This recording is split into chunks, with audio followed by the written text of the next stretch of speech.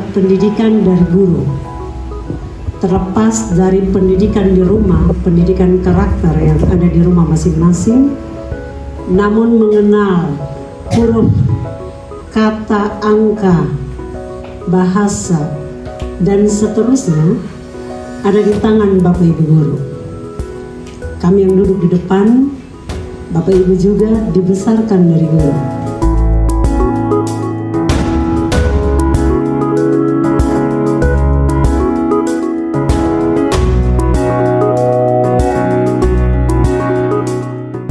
Saya juga mau turun rindu bertemu dengan Bapak Ibu guru terutama.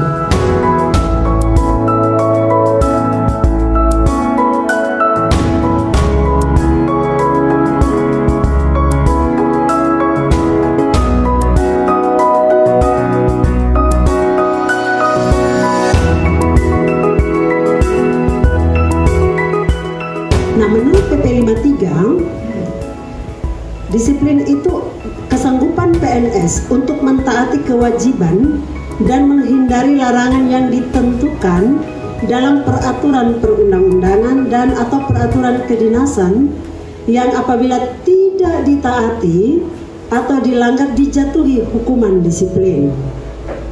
Kalau kita baca secara lengkap, PP 53 ada kewajiban PNS. Nah, kita PNS ini kadang-kadang kewajiban tidak laksanakan, tetapi hak kita tuntut. Contoh, ketika kita sidik di sini semua sudah sidik online atau manual? Manual. Secara perlahan-lahan Pak Kadis, Pak Kabid, tolong ini dipikirkan. Karena ketika kita akan menerapkan TPP berdasarkan kinerja sesuai dengan peraturan Menteri Dalam Negeri yang terbaru, dan BKD sudah menyiapkan tools, alat penilaian secara online, Bapak Ibu, ini harga mati, tidak bisa ditawar-menawar. Karena di situ sudah terintegrasi antara SKP, sasaran kinerja pegawai, pengisian setiap bulan dan terintegrasi dengan absen setiap hari. Ada sistem. Ada kewajiban, jadi kewajiban Bapak Ibu guru, jangan sampai anak-anak sudah tunggu di kelas, Bapak Ibu tidak datang dan tidak ada alasan. Ya, namanya manusia pasti ada halangan, sakit dan seterusnya. Tapi ketika kita sakit, apa yang kita harus berikan kepada anak-anak? Dengan COVID-19, kita belajar tatanan baru belajar. Mutu pendidikan ada di tangan Bapak Ibu. Kalau kita bicara seperti ini, berarti proses pembelajaran kemarin yang anak-anak belajar dari rumah secara mungkin perlu kita imbangi sedikit. Jadi Bapak Ibu guru jangan bilang, Ibu saya sudah mau pensiun, saya tidak tahu bagaimana caranya. Tidak bisa. Bapak Ibu kalau tanya, saya juga gagap teknologi. Tapi reformasi birokrasi level yang paling tinggi, sekarang kita di 4.0, itu mewajibkan kita semua harus berbasis apa? IT, online. Kalau di level di 5 berarti semuanya tidak boleh tanpa kecuali.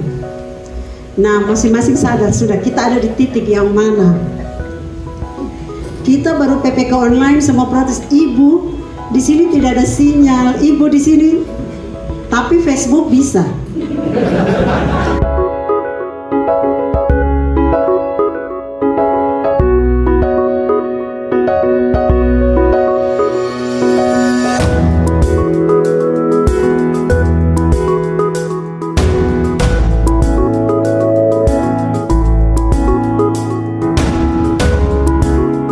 Kembali ke sasaran kinerja.